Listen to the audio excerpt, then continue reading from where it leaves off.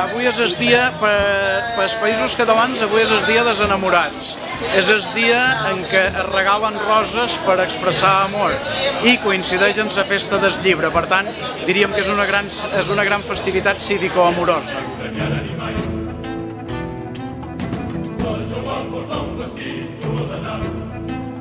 El que passa que ara, diríem, el costum tradicional és que l'home li regala una rosa a la dona i la dona un llibre a l'home, però jo crec que ara s'està diversificant i s'està superant aquesta barrera de gènere i a tothom li agrada que li regalin roses i a tothom li agrada que li regalin llibres.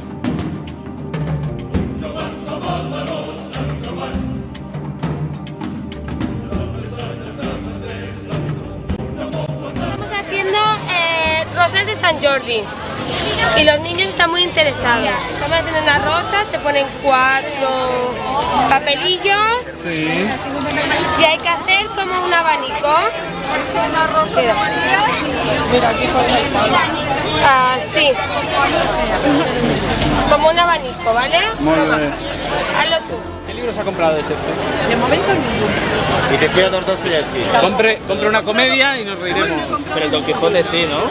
Yo desde que tengo el digital ya no compro. Oh, la era digital. Bueno, qué bella y qué dolorosa. Es que si no compras el Quijote no gano dinero. Leo mucho, pero no. Por lo menos el Quijote, libro que todo el mundo tiene en su casa y nadie lo ha leído.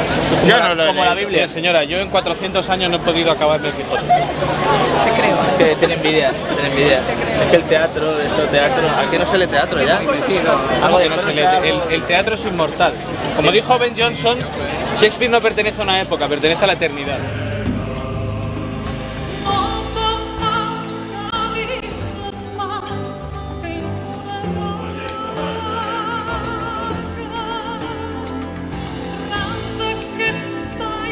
Suposa que Sant Jordi era un cavaller molt brau i molt valent que va salvar una princesa. La princesa havia estat segrestada per un drac.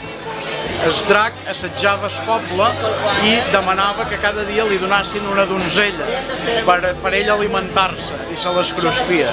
La princesa es va oferir perquè no s'haguessin de morir les altres al·lotes d'aquell poble i el drac se la va quedar segrestada.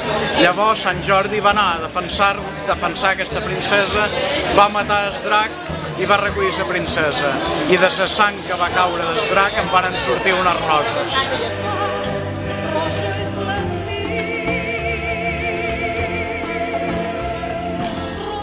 Autors i escriptors i escriptores que heu participat en la mostra de microrelats que ha organitzat l'Escola d'Adults d'Eivissa.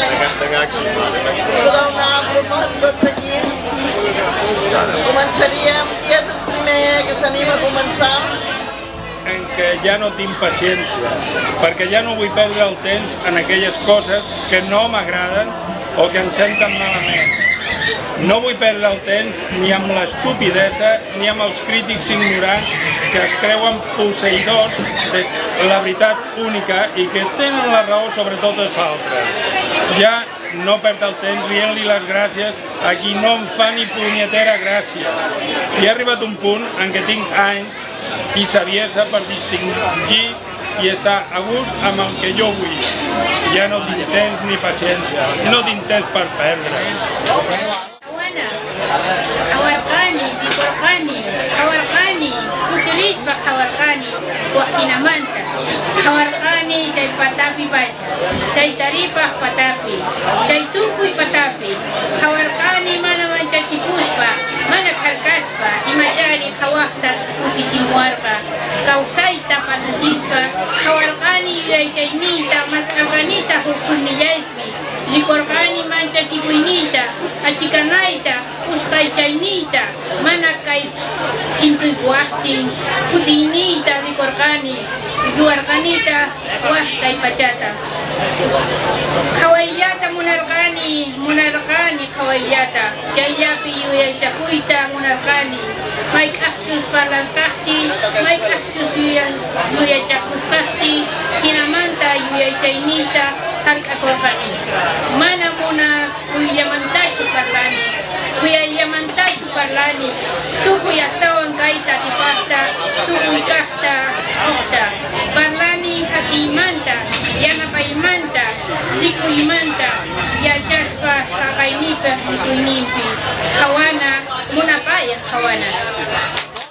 Vaig mirar, vaig veure, vaig mirar i tornar a mirar d'una manera diferent. Vaig mirar per sobre del temps, per sobre del meu abast, gairebé per sobre de tot. Vaig mirar sense por, sense temor. Alguna cosa m'obligava a mirar fixament que traspassava l'existència. Vaig mirar els meus pensaments i remenava entre els meus sentiments. Vaig veure la meva por, el meu prec, el meu compromís, la intolerància del que m'envoltava. Vaig veure el meu patiment i vaig fer un món al marge de tot. Només volia mirar i seguir mirant. Només vaig voler centrar-me en aquest moment, quan parlava, quan entenia, m'entenia i em protegia. No només parlo d'amor, no només de compassió. Parlo d'alguna cosa més que supera tot i que ho dona tot. Parlo de confiança, de complicitat, de saber veure més enllà del que ningú veu. Mirada, mirada desitjada. tukki bis bu mu tijjee ay gëtam mbégte bi mu yegg si moom jéggi na dayo si la xam ne ku dul tukki du musa xam fu dëkk neexee rafetaayam jéggi na dayo lenn rek moo ko si jaaxal mooy ku mu bàyyi si ginnaawam ndax musul woon xalaat dund sans moom bañ a gis leeraayu bëtam ak reetaanam. Quan va obrir els ulls, el plaer que va sentir va ser incommensurable. Llavors, es va adonar que qui mai no ha viatjat mai sabrà quin és el lloc ideal. La bellesa d'aquell paradís era extraordinària. Ara bé, el seu únic problema era que mai s'havia imaginat que podria viure lluny d'ella i no podia veure la brillantor dels seus ulls i sentir el seu riure. El vespre a Eivissa. Tot i que ja coneixia les belleses que pot amagar, no m'ha deixat de sorprendre, des de la mateixa posta de sol que torna al cel de color lila fins a la majestuositat del drac. Es pot dir que, de qualsevol manera, hom s'enamora de cadascun dels detalls que l'illa mostra, s'enamora de la brisa del vent, s'enamora dels molins i la màgia que ens han deixat els fenicis. Es pot dir també que és una illa on la gent sempre té un somriure encantador, un somriure capaç de fer-te assolellat un dia ennuvolat. Fins i tot, al vespre és quan es pot apreciar el colorit que domina l'illa. Un colorit que dins la blancor pròpia de l'illa fa encara més única, si cal, la illa del meu cor. Una illa capaç de sorprendre al vespre quan un parell d'ulls es tornen cap a tu, a la meitat de la conversa, de veure una cervesa, mesclant en un sol color el lila del cel i el daurat de la beguda. Uns ulls que fan por per la immensitat que té la profunditat que quasi sembla la majestuositat del drac. I quan te'n dones compte, pots tornar a ser a la taula una altra vegada, quan la rosa, que no és rosa, es converteix en una rosa. El vespre a Eivissa et captiva i fa que dia rere dia l'únic que espero és que sigui el vespre. Hola, se titula Esa guerra. Es tanca un cada dia amb so de metralletes, són experts en olor de foc. S'atura el temps en la sang pesada i les llàgrimes intentant netejar el rastre de la mort. Le village au Caserande était livré aux femmes, aux enfants et aux vieillards. Les femmes vaquaient à leur occupation, les enfants jouaient tranquillement autour de l'arbre à palabres. Soudain, un cri d'effroi troubla la quiétude du lieu. Terrorisée, une femme allaitait les ennemis arrivent. J'étais au bord du lac. Toutes les femmes crièrent, elles savaient quel sort les attendait. Les ennemis profitaient de l'absence des hommes pour les amener en captivité, sachant qu'elles ne pouvaient pas résister face aux envahisseurs. Elles décidèrent de se mettre toutes dans une case et d'y mettre le feu. Parce que disait-elle qu'elle préférait mourir dans la dignité que d'être capturée et vendue comme des esclaves. Parmi elles se trouvait une femme enceinte qui, ne pouvant plus supporter la chaleur, donna un coup de pied à la porte et se retrouva à l'extérieur. Une d'entre elles dit, laissons-la pour qu'elle puisse raconter l'histoire à la future génération. Merci. El poblat de Cabanes Rodones. El poblat de Cabanes Rodones va quedar lliurat a les dones, als nens i als ancians. Les dones estaven fent les seves tasques, els nens estaven jugant tranquil·lament al voltant de l'arbre de la paraula. De sobte, un crit de terror pertorba la tranquil·litat del lloc. Aterrida, una dona es queda sense alè. Els enemics arriben! Jo era a la vora del llac. Totes les dones cridaren. Sabien quina sort els esperava.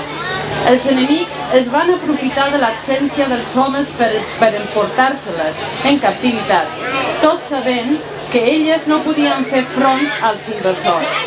Van decidir entrar totes a l'interior d'una de les cabanes i van calar-li foc, perquè deien que preferien morir dignament abans que ser capturades i venudes com a esclaves. Entre elles es trobava una dona embarassada que, sense poder aguantar la calor, donà un cop de peu a la porta i sortia a l'exterior. Una d'elles va dir: deixem-la per tal que ella pugui contar la seva història a les futures generacions. Eras una noche en la que iba ebrio con 3 compañeros más. Primeramente diré que maldita siguiente mañana. No tengo ni idea de cómo me acuerdo de lo que pudo pasar. Pudo ser, me lo contaron. El caso es que os contaré lo que sucedió. Estaba en una reunión importante con unos clientes de mi gabinete de abogados cuando recibí una carta que exponía que quedaría con mis fieles amigos cerca de la medianoche en la taberna, fuera del pueblo.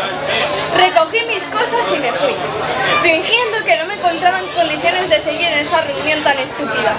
Me puse mis mejores ropas y salí de casa con la sensación de que iba a salir ganador. Cogí mi carruaje y me acerqué a la taberna.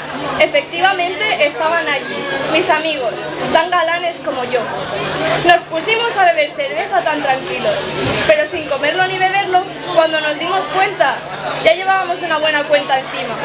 Me quedé sorprendido cuando uno de ellos me dijo que había mantenido relaciones con mi mujer cuando los 3 éramos bien jóvenes y solteros. Me reí y me reí. Nos reímos todos como idiotas. Claro, estuve manteniendo una absurda conversación con el pobre hombre y misógino de mí, que le decía que mi mujer era una zorra y nunca estaba en casa. Luego al otro compañero le surgió una gran idea de ir a un prostíbulo. Entramos y había mujeres hermosísimas, pero él quería la más fea de todas. No parábamos de compararle con Don Quijote con su hermosa Dulcinea, que en el fondo no era ni princesa ni hermosa. Tendríais que haber visto la cara que puso cuando se besaron. Se dio un poco de cuenta de lo que estaba haciendo y se fue a buscar a otra. Nosotros 2 seguimos bebiendo, y mientras nos reíamos de él, 2 bellezas se nos acercaron, y cómo no, en un prostíbulo no las vas a apartar de tu vera. Hablamos con ellas y nos dijeron de ir a otra habitación. Obviamente aceptamos. Maldito momento en el que se me ocurrió meterle mano y descubrí que no era una mujer. Salí corriendo con los pantalones bajados, despavorido, llevándome por delante a mis compañeros con un aire de salvador, y al llegar a la entrada del prostíbulo me llevé una bofetada de la dueña por nuestro comportamiento, y una vez en la calle me di cuenta de que ya era hora de volver a casa, que ya había bebido demasiado. Cada dia deveu passar, asseguts sense poder fer res, amb les portes obertes esperant que entris, però ella és molt freda, distant i fins i tot esquiva. No li presta atenció, com si ni tan sols existís. Això a ell li fa pena, ja que per ella tot ho donaria, per tornar-la a sentir i donar-li sentit a la seva trista vida. Al final ell tanca la porta donant-se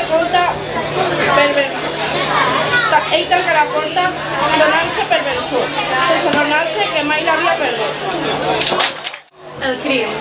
Les gotes de suor es fumaven al seu front i caien per la seva cara. Un somriure triomfal estava dibuixat als seus llavis i agafava una arma amb la mà dreta. Al terra, el seu germà lleia d'esquena, amb els ulls ben oberts. Marc no podia apartar la mirada de la bassa de carmí i ocre en la qual es banyava el cos. La camilla blanca estava tacada de diverses gotes de sang, com un quadre de lluita. Les seves pròpies mans també estaven tacades de sang, tant seua com d'ell. No n'estaven en penedit, però. Havia trobat en Lluc robant el seu tresor, i un home de la mà ha de protegir el que és seu, com un concursant. De sobte, uns passos reconeixibles sonaven, pujant l'escala, i un pànic saquejà els ossos del mar. La dona pegava un crit, agut i furibund, en trobar-se els seus 2 fills bessons, xocs de ioda, un pirata a terra i l'altre amb un diari enrotllat a la mà, les joies a l'altre i la sala de llocs tota cap per avall. كان سامي فتى رائع في الحياة، لم يعرف أبدا ماذا يعني، دائما يترك نفسه يأخذ الريح الذي يحرك البوصلة. يوما توقف الريح تموت، شعر سامي نفسه فارغ، لا شيء يحركه. في لحظة ترك البوصلة وحاول أن يتبع خريطته. طاف بتغيير الاتجاه. خيمي لم يعد فتى ضائع، لم يكن أبدا، كان مجردا فتى انحرف عن مساره، انحرف بواسطة الريح الذي كان يحرك البوصلة. Jaume era un noi perdut en la vida, no sabia mai què fer. Sempre es deixava endur pel vent que movia la seva brúixola. Un dia aquest vent va deixar de bufar. En Jaume es va sentir buit, res no el movia. En un moment va deixar la brúixola i va provar de seguir el seu instint, canviar de direcció. En Jaume era un noi perdut, mai no ho va ser. Només era un noi desviat del seu camí, pel vent que movia la seva brúixola.